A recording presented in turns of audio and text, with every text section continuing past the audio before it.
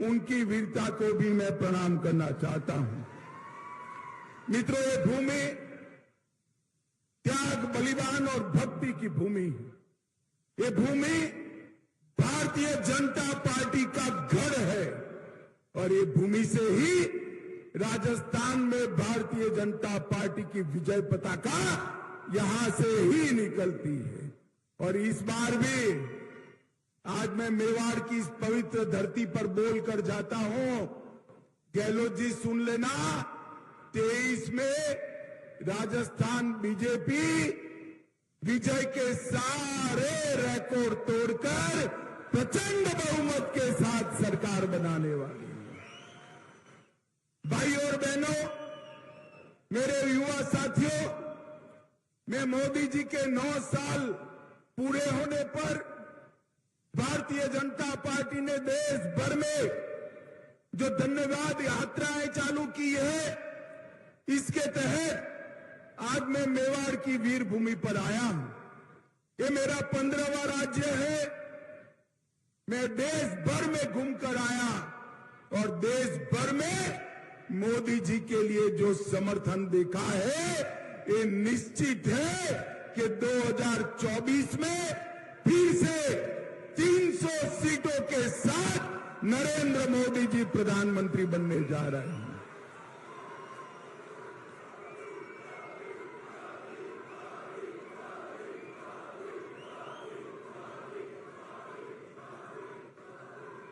माताओं, भाइयों, बहनों, मोदी जी के शासन के 9 साल कई मायनों में भारत के अंदर परिवर्तनकारी रहे हैं। मोदी जी के शासन के 9 साल गरीब कल्याण के 9 साल रहे। मोदी जी ने कहा था 2014 में जब संसद में पहली बार पहुंचे, उन्होंने संसद की भूमि को माथे पर लगाकर कहा था, ये सरकार गरीबों की, दलितों की, आदिवासियों की, पिछड़ों की सरकार है। और 9 साल में इन्होंने इसके लिए ढेर सारे काम किए हैं। मित्रों, मोदी जी के नेतृत्व में ये 9 साल में देश के करोड़ों किसानों को पहली बार 6,000 रुपया प्रति साल मिला है। और अपने राजस्थान में 80 लाख किसानों को अब तक 16,000 करोड़ रुपया सीधा बैंक अकाउंट में ट्रांसफर करने का काम हमारे नरेंद्र मोदी जी ने किया है। जल जीवन मिशन की तरह हमारे गजेंद्र सिंह जी देखते हैं यहां बैठे हैं। जल जीवन मिशन के तहत हर गरीब के घर में नल से जल पहुंचाने का काम मोदी जी ने चालू किया है। और राजस्थान में 43 लाख परिवारों को अपने घर में शुद्ध पानी पीने का पहुंचाने का काम किया है। मित्रों, राजस्थान में 86 लाख शौचालय बनाए, 1 करोड़ कार्ड को 4.2 करोड़ लोगों को 3 साल से मुफ्त में प्रति व्यक्ति प्रति माह अनाज देने का काम ये भारतीय जनता पार्टी की सरकार कर रही है। 5.75 लाख उज्ज्वला के कनेक्शन दिए गए, 84,000 कनेक्शन मेरे ट्राइबल भाइयों को, आदिवासी भाइयों को देने का काम ये भारतीय जनता पार्टी की सरकार ने किया। 18 लाख लोगों को खुद का घर देने का काम ये भारतीय जनता पार्टी की सरकार ने किया है। मित्रों, मैं पास के गुजरात से ही आता हूं। यहां बहुत बड़ा जनजाति समुदाय है, आदिवासी समुदाय है। मेवाड़ के राणाओं ने जो लड़ाई लड़ी, इसके साथ मेरे आदिवासी भील भाई कंधे से कंधा लड़ाकर मुगलों के सामने लड़ने का काम आदिवासियों ने किया है। और स्वतंत्रता संग्राम में ढेर सारे ढेर सारे गौरवमय प्रकरण मेरे आदिवासी भाइयों के नाम पर लिखे हैं। मोदी जी ने भगवान बिरसा मुंडा को, उनकी जयंती को जनजाति गौरव दिन के रूप में स्थापित कर देश भर के आदिवासियों का सम्मान करने का काम किया है। इसके साथ पहली बार आजादी के 75 साल के बाद एक आदिवासी महिला को, गरीब घर की महिला को द्रौपदी मुर्मू से महामहिम द्रौपदी मुर्मू बनाने का काम नरेंद्र भाई ने कर समग्र देश के आदिवासियों को गौरव दिलाया है। पहले गहलोत जी सुन लीजिएगा, 10 साल आपकी सरकार चली सोनिया मनमोहन की, सिर्फ 90 एकलव्य विद्यालय थे। एक आदिवासी बच्चों को पढ़ाने के लिए 14 से 24-22 में 500 से ज्यादा एकलव्य विद्यालय भारतीय जनता पार्टी की सरकार ने बनाए। 40,000 से ज्यादा शिक्षक भर्ती किए, 30 लाख से ज्यादा विद्यार्थियों को छात्रवृत्ति दी और जनजातीय मंत्रालय का बजट जो पहले 1,000-1,500 करोड़ था, मोदी जी ने बढ़ाकर 15,000 करोड़ करने का काम किया है। सबसे पहले अटल जी ने ही जनजाति आयोग की गठन किया था और हमारे भैरव सिंह जी ने जनजातियों के आरक्षण में वृद्धि करने का काम किया है और मोदी जी ने 10 आदिवासी जननायकों के संग्रहालय बनाने का काम किया है। मित्रों, इन मोदी जी के 9 साल गरीब कल्याण के 9 साल रहे। ये मोदी जी के 9 साल भारत गौरव के 9 साल रहे। ये 9 साल के अंदर समग्र विश्व में भारत की विजय पताका फहराने का काम हमारे नरेंद्र मोदी जी ने किया है। मोदी जी G7 में गए थे, अभी अमेरिका गए, ढेर सारे राष्ट्राध्यक्ष ने G7 में कोई अपॉइंटमेंट मांगता था, कोई हस्ताक्षर मांगता था। अफ्रीका में किसी ने मोदी जी के पैर छू लिए और जहां पर गए वहां मोदी मोदी मोदी मोदी के नारे लगे। मित्रों, मोदी जी को ये जो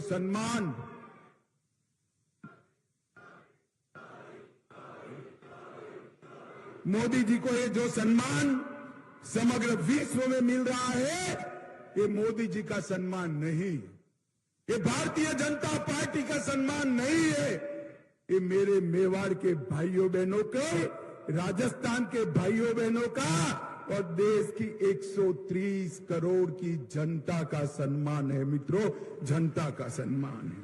मोदी जी ने भारत के गौरव को आसमान तक ऊंचा उठाया है। मोदी जी ने भारत उत्कर्ष से 9 साल विकास के हर पैरामीटर में, चाहे शिक्षा हो, इंफ्रास्ट्रक्चर हो, इंडस्ट्री हो, दलित कल्याण हो, आदिवासी कल्याण हो, युवा की बात हो, महिला की बात हो या विदेश से इन्वेस्टमेंट लाने की बात हो, हर क्षेत्र में मोदी जी ने नए आयाम गढ़े हैं और मोदी जी के नेतृत्व में राजस्थान में भी ढेर सारा विकास हुआ है। मैं बाद में आपको उसकी बात करूंगा। माताओं, भाइयों, बहनों, ये 9 साल में मोदी जी ने देश को सुरक्षित किया है। ये सोनिया मनमोहन की सरकार थी, आए दिन पाकिस्तान से आलिया मालिया जमालिया घुस जाते थे और हमारे यहां बम धमाके करते थे।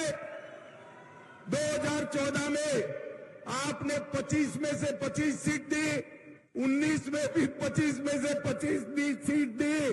मोदी जी को प्रधानमंत्री बनाया और उरी और पुलवामा में गलती कर दी, पाकिस्तान ने गलती कर दी।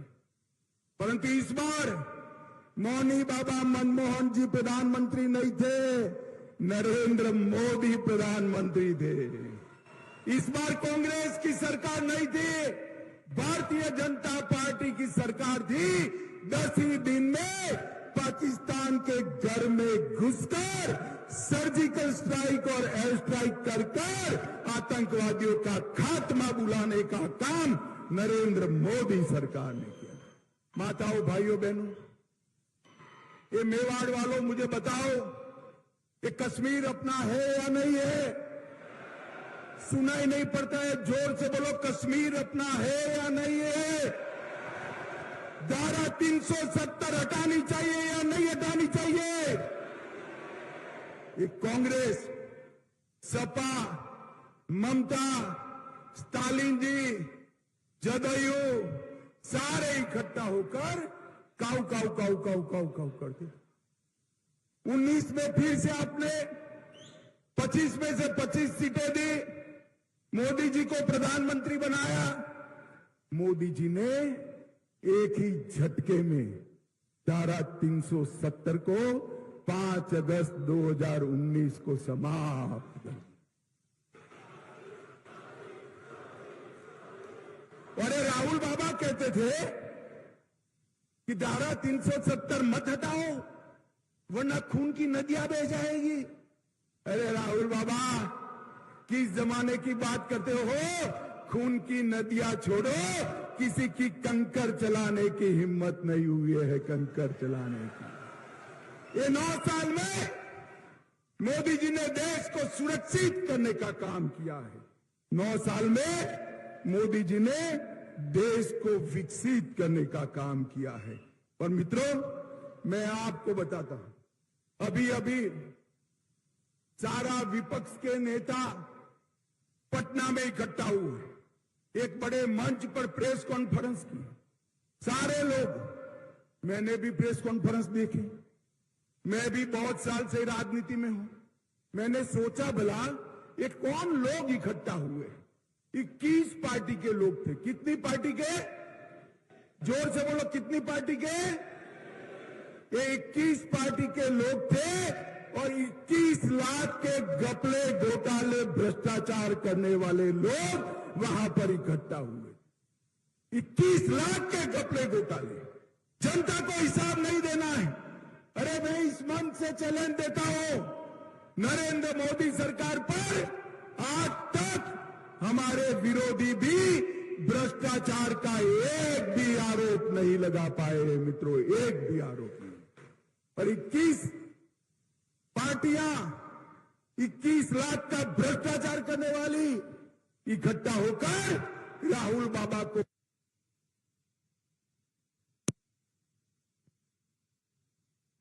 तो एक घपले, घोटाले, भ्रष्टाचार भारत की नियति बन जाएगी। और मोदी जी फिर से प्रधानमंत्री बनते हैं तो भ्रष्टाचार करने वाले जेल की सलाखों के पीछे जाएंगे। मुझे बताओ भाई, राहुल बाबा को प्रधानमंत्री बनाना चाहिए या मोदी जी को? जोर से बोलो, किसको बनाना चाहिए? और ये सारी पार्टियां, ये सारी 20 पार्टियां, 21 पार्टियां जो इकट्ठा हुई, इनके मन में, मेवाड़ वालों, आपका भला नहीं है। इनके मन में अपने बेटे का भविष्य है। मैं नाम से कहता हूं, सोनिया जी का पूरा जीवन का लक्ष्य है राहुल जी को प्रधानमंत्री बनाना। लालू जी का लक्ष्य है अपने बेटे तेजस्वी को प्रधानमंत्री बनाना। ममता जी का लक्ष्य है अपने भतीजे अभिषेक को मुख्यमंत्री बनाना। स्टालिन जी का इंटरेस्ट है अपने बेटे उदयनिधि को मुख्यमंत्री बनाना। और गहलोत जी का इंटरेस्ट है वैभव को मुख्यमंत्री बनाना। मुझे बताओ, ये आपका भला कर सकते हैं भाई? जरा जोर से बोलो भाई, कर सकते हैं? जो अपने बेटे के लिए काम कर रहे हैं, इसको वोट देना है, या जो देश के लिए काम कर रहे हैं, इसको वोट देना है? ये तय करने का समय देश की जनता के लिए आ रहा है। मित्रों, अब घर जैसा होगा ऐसा संस्कार घर के हर लोगों में हो। राजस्थान में गहलोत जी की सरकार भी पिछले 3-4 साल से लगातार देश भर में भ्रष्टाचार के सर्वेक्षण में भ्रष्टाचार करने में नंबर 1 पर है, नंबर 1 पर है। माताओं, भाइयों, बहनों, खनन विभाग में 66,000 करोड़ का भ्रष्टाचार किया और बात वहां तक पहुंच गई, एक संत ने अपना आत्मविलोपन करना पड़ा, फिर भी भरतपुर में अवैध खनन फिर से चालू हो गया है। उदय सागर झील के नाम से 2000 करोड़ का भ्रष्टाचार, प्रतापगढ़ में 1000 करोड़ रुपए के लाइमस्टोन खान का भ्रष्टाचार, सचिवालय में अफसरों की अलमारी से 2 करोड़ रुपया और 1 किलो सोना निकलता है। गहलोत जी, जरा बताइए सोना किसका है? भाई, हिसाब मांगना चाहिए या नहीं मांगना चाहिए? पीछे वाले बोलो, मांगना चाहिए या नहीं मांगना चाहिए? आपके पास मौका है अब हिसाब मांगने का कि सचिवालय के अंदर ये 2 करोड़ रुपया और 1 किलो सोना किसका है, उसका हिसाब दीजिए। काली सिंह बांध के नाम पर करोड़ों रुपए का घपला, गरीबों के राशन में 100 करोड़ रुपया चाऊ कर गए, वृद्धावस्था पेंशन में 450 करोड़ रुपया चाऊ कर गए। शर्म करो, शर्म करो। गरीब बच्चों का अनाज और वृद्धों के पैसे खाकर कोई सुखी नहीं होता है। गहलोत जी, ये सरकार भ्रष्टाचार की सरकार है। इस सरकार ने तो भ्रष्टाचार के सारे रिकॉर्ड तोड़ने का काम किया है। और अशोक गहलोत जी ने जितने भी वादे किए थे वो सारे वादे तोड़ दिए हैं मित्रों। 10 दिन के अंदर किसानों का कर्जा माफ करना था। मुझे बताओ, हुआ है भाई? अरे जोर से बोलो, हुआ है? युवाओं को बेकारी भत्ता मिला है? उल्टा 19,000 किसानों की भूमि कुर्क करने का काम ये सरकार ने किया है। मित्रों, 19 से ज्यादा पेपर लीक हो चुके हैं। बेरोजगारी और बलात्कार में राजस्थान देश भर में नंबर 1 पर है और उनके ही प्रदेश कांग्रेस अध्यक्ष के बेटे टॉपर कर जाते हैं, जनता बिचारी रह जाती है। मित्रों, एक दूसरी बात है, इस प्रदेश में कानून और व्यवस्था की स्थिति बुरी तरह से चरमराई गई। 2000 में जयपुर में बॉम्ब ब्लास्ट हुआ था।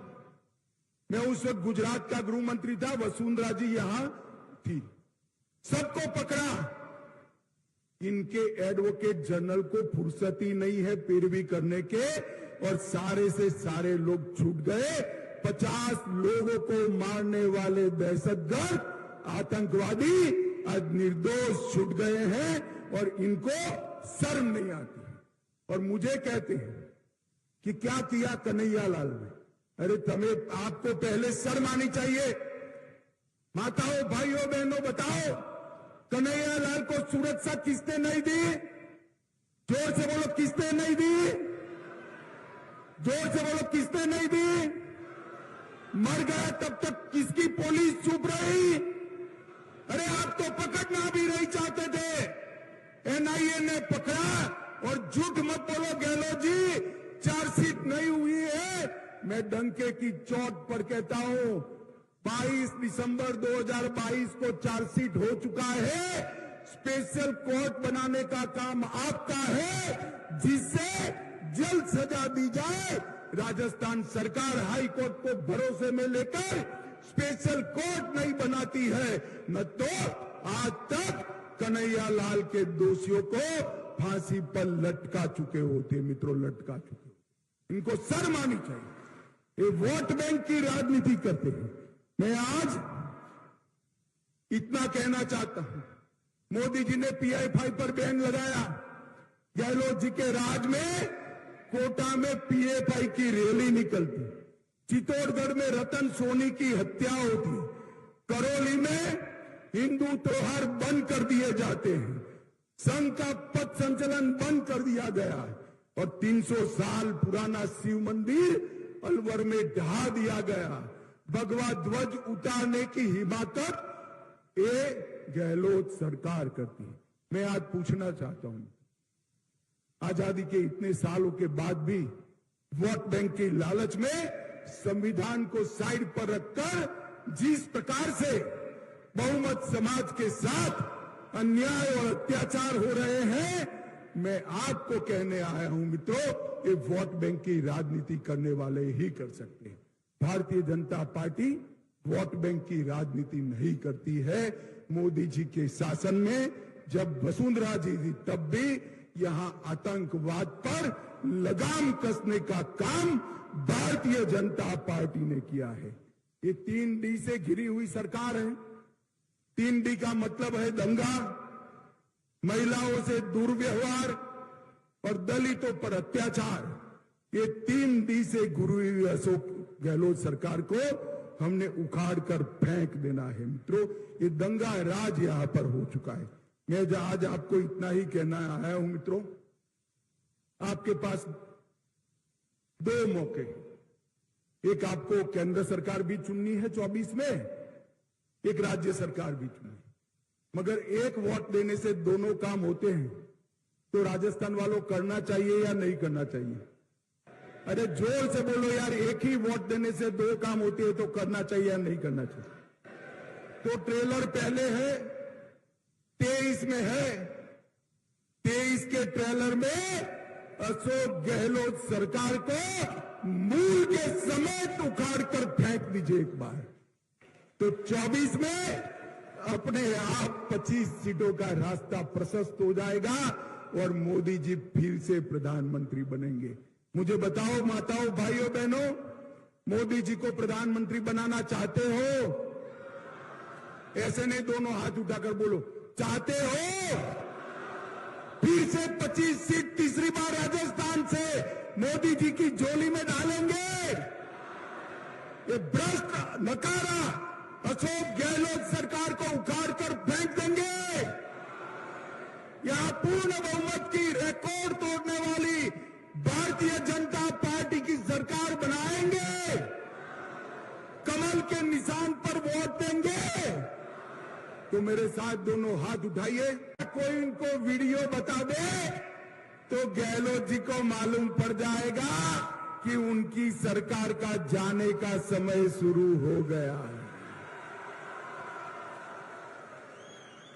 किसान को खेत में रहने का समय है।